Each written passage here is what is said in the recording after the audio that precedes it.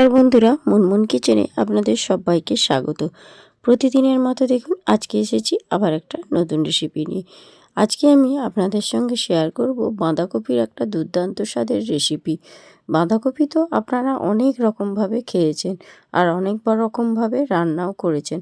একবার আমার মতো এই রকম বাঁধাকপির রেসিপিটা রান্না করে দেখুন, খেতে অসাধারণ লাগবে। তো এখানে দেখুন বাঁধাকপির রেসিপিটা করার জন্য আমি একটা বড় বাঁধাকপির অর্ধেকটা নিয়েছি। মানে বাঁধাকপিটা বেশ বড় ছিল, তো এতটা আমার লাগতো না, তার জন্য আমি অর্ধেকটা নিয়েছি। এবার এই অর্ধেকটাকে একটা ছুরি দিয়ে প্রথমে দুভাগ করে এইভাবে কেটে নিচ্ছি। এই অর্ধেকটা বাঁধাকপি সবটাই কিন্তু আমার লেগে যাবে। এবার এই বাঁধাকপির অর্ধেকটা একটা সাইডে সরিয়ে রেখে বাকি অর্ধেকটাকে ঠিক এইভাবে কিন্তু আমি একটা ছুরি দিয়ে সুন্দর করে কুচো করে নিচ্ছি। আর এই বাঁধাকপিটা একটু বড় বড় করেই কুচো করতে হবে, বেশি একদম ঝিরিঝিরি করে কুচো করবেন না। দেখুন আমি কিভাবে বাঁধাকপিটা কাটছি, তাহলে আপনারা বুঝতে পারবেন। একটু মোটা মোটা বড় বড় রেখে এরকম কুচিয়ে নেবেন। তো আপনাদের কাছে একটা রিকোয়েস্ট, ভিডিওটা স্কিপ না করে পুরো ভিডিওটা দেখুন। বাঁধাকপির রেসিপিটা ভীষণই সুন্দর হয়েছিল। একবার আপনারা আমার মতো রান্না করে দেখুন, আমি গ্যারেন্টি দিয়ে বলছি আপনাদের পরিবারের এবং আপনার ভীষণ ভালো লাগবে এই তরকারিটা। তো এখানে দেখুন যে অর্ধেকটা বাঁধাকপি নিয়েছিলাম, সম্পূর্ণটাই কিন্তু সুন্দর করে একটু বড় বড় করে আমি কিন্তু কেটে নিয়েছি।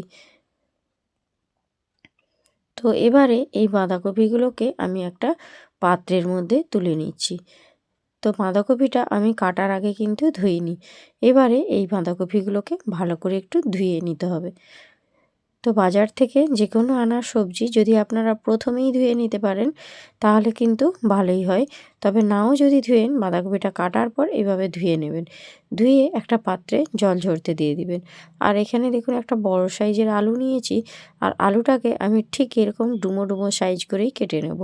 আর এখন বাজারে প্রচুর নতুন আলু বেরিয়েছে, আর এই আলু দিয়ে বাঁধাকপির তরকারি খেতে ভীষণ ভালো লাগে। আর প্রত্যেকটা আলুর টুকরো দেখুন একদম বড় বড় সাইজের কেটে নিয়েছি। আর আপনাদেরকে একটা কথা বলি, আমার শরীর ভীষণই অসুস্থ, তো আমার ভয়েস দিতে একটু সমস্যা হচ্ছে, তো আপনারা প্লিজ একটু মানিয়ে নেবেন। আর আমার কাছে রিকোয়েস্ট, ভিডিওটা স্কিপ না করে পুরো ভিডিওটা দেখবেন। তো এখানে দেখুন আলুগুলো ভীষণ সুন্দর করে কেটে নিয়েছি, আর কেটে ভালো করে কিন্তু ধুয়ে নেব। এবারে চলুন গ্যাসের উপর একটা কড়াই বসিয়ে দিয়েছি, আর তার মধ্যে দিয়ে দিচ্ছি সামান্য একটু অল্প পরিমাণে তেল। আর ফোড়নের জন্য দিয়ে দিলাম 5 ফোড়ন আর একটা শুকনো লঙ্কা। 5 ফোড়নটার জন্য এই যে রেসিপিটা তৈরি করব তার কিন্তু আলাদা একটা মাত্রা আসবে, কারণ ফোড়নের গন্ধ ভীষণ ভালো লাগে। তো এখানে দেখুন ওই তেলের মধ্যে 1 চিমটে হলুদ দিয়ে দিবেন, তাহলে বাঁধাকপির তরকারিটার কালারটা ভীষণ সুন্দর হবে। এবারে একটু যখন ফোড়নটা ভাজা হয়ে যাবে, কেটে রাখা আলুগুলোকে প্রথমেই তেলের মধ্যে নাড়াচাড়া করে সুন্দর করে একটু কষিয়ে নেবেন। আর আলুটার মধ্যে এখনই একটু লবণ দিয়ে দিলাম, তাহলে আলুটা খুব তাড়াতাড়ি সেদ্ধও হয়ে যাবে, আর আলুর মধ্যে লবণটাও বেশ সুন্দরভাবে প্রবেশ করবে। আর আমি লবণটা একটু বেশি করেই দিয়ে দিয়েছি, যাতে বাঁধাকপিটা যখন দেব তখন কিন্তু আর যাতে লবণ দিতে না হয়। তো এখানে দেখুন নাড়াচাড়া করে আলুটা সুন্দর করে ভেজে নিয়েছি। আর এখানে যে বাঁধাকপিটা কেটে রেখেছিলাম, সেই বাঁধাকপিটা কেটে পরিষ্কার করে ধুয়ে নিয়েছি, আর একটা ঝুড়ির মধ্যে রেখেছিলাম যাতে জলটা সম্পূর্ণ ঝরে যায়। তো এবারে এই বাঁধাকপিটাকেও কড়াইয়ের মধ্যে দিয়ে দিচ্ছি, আর নাড়াচাড়া করে খুব সুন্দর করে কষিয়ে নেব। আর কষিয়ে আমি কিন্তু ঢাকনা দিয়ে দেব। ঢাকনা দিয়ে কিন্তু আমি রান্নাটা করব পুরোটাই, তার কোনো রকম জল এখানে আমি ব্যবহার করব না। বাঁধাকপির মধ্যে থেকেই দেখবেন একটা জল বেরোবে অনেকটাই, সেই জলেই কিন্তু সম্পূর্ণ বাঁধাকপিটা রান্না করে নেব। একটুও কিন্তু আলাদাভাবে আমি জল দেব না। এভাবে ঢাকনা দিতে দেখুন বাঁধাকপিটা অনেকটাই মজে গিয়েছে, তাই ঢাকনাটা খুলে আবারও একটু নাড়াচাড়া করে নিলাম। দিয়ে আবারও একটু ঢাকা চাপা দিয়ে রেখে দেবো 2 থেকে 3 মিনিট মতো। 2 থেকে 3 মিনিট পর আমি ফিরে আসছি। দেখুন বাঁধাকপিটা অনেকটাই মজে গিয়েছে, আর মজে গিয়ে খুব সুন্দরভাবে সেদ্ধও হয়ে গিয়েছে, অনেকটাই পরিমাণ সেদ্ধ হয়েছে। তো 25% এখনই কিন্তু বাঁধাকপি আর আলুটা সেদ্ধ হয়ে গিয়েছে। আর বাঁধাকপির মধ্যে কিন্তু কোনো রকম আমি জল দেইনি। দেখুন তাতেই সুন্দরভাবে দেখো আলুটা মোটামুটি সেদ্ধ হয়েছে। এবারে এটাকে কিন্তু আমি নামিয়ে নেব। নামিয়ে নিয়ে একটা পাত্রের মধ্যে এখন ঢেলে নিচ্ছি। আর এখন দেখুন এটা যখন ঢালছি একটুখানি জল রয়েছে, তাতে কোনো সমস্যা নেই। এইভাবেই কিন্তু আমি রান্নাটা করে নেব। তো এখানে একটু মশলা তৈরি করে নিচ্ছি। সামান্য অল্প পরিমাণে একটু আদা নিয়েছি, আর একটা বড় সাইজের পেঁয়াজকে কুচো করেছি, সেই পেঁয়াজ কুচোটাও নিয়ে নিচ্ছি। আর এখানে দেখুন 3 কোয়া রসুন নিয়েছি। রসুনটা বেশি দেবেন না, 2 থেকে 3টে কোয়া রসুন দিলেই কিন্তু হয়ে যাবে। আর একটু সামান্য অল্প জল দিয়ে আমি এটার একটা পেস্ট বানিয়ে নিচ্ছি। দেখুন খুব সুন্দর করে আদা, রসুন আর পেঁয়াজটা আমি পেস্ট করে নিয়েছি। আর এখন চলুন গ্যাসের উপর আমি একটা কড়াই বসিয়ে দিয়ে তাতে দিয়ে দিচ্ছি বেশ কিছুটা পরিমাণে সর্ষের তেল। আর সর্ষের তেল দেওয়ার পর একটা ছোট সাইজের পেঁয়াজকে আমি কুচো করে রেখেছিলাম, সেই কোচানো পেঁয়াজটাও দিয়ে দিলাম। দিয়ে পেঁয়াজটাকে খুব সুন্দর করে একটু লালচে করে ভেজে নিতে হবে।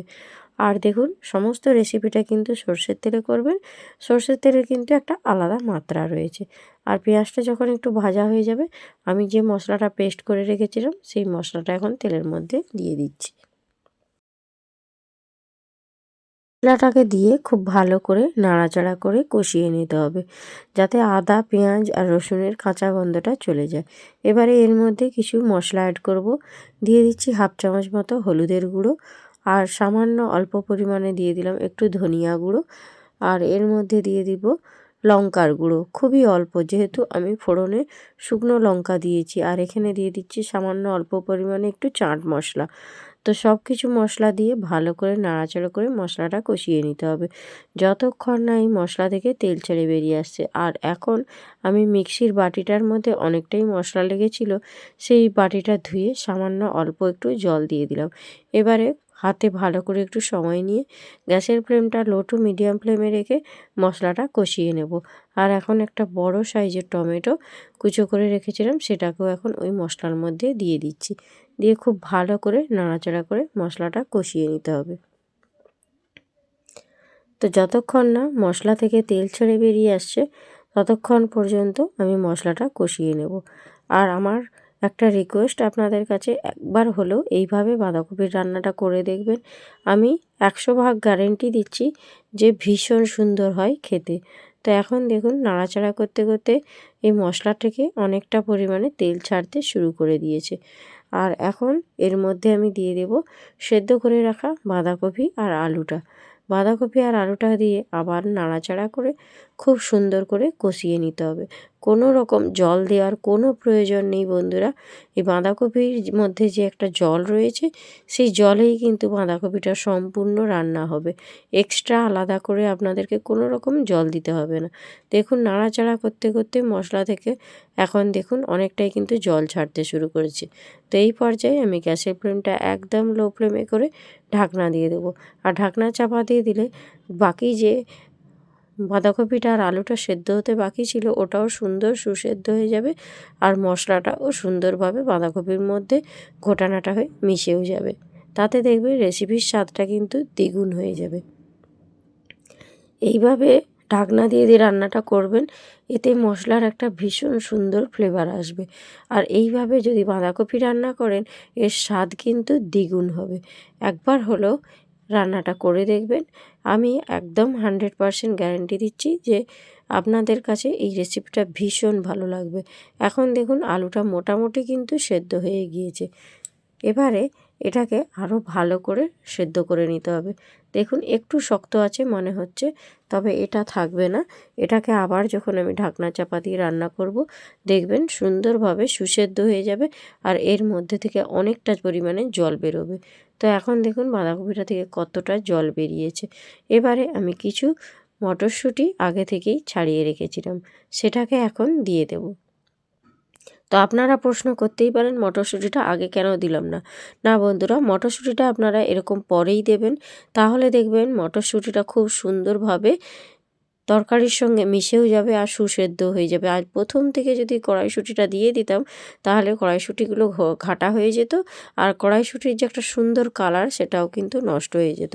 আপনারা এরকম পরের দিকেই কিন্তু এই কড়াইশুঁটিগুলো দেবেন, তাতে দেখবেন রেসিপিটা এত সুন্দর হবে আর মটরশুঁটির কালারগুলোও কিন্তু একদম সেমভাবে থাকবে, অথচ সুসেদ্ধও হবে।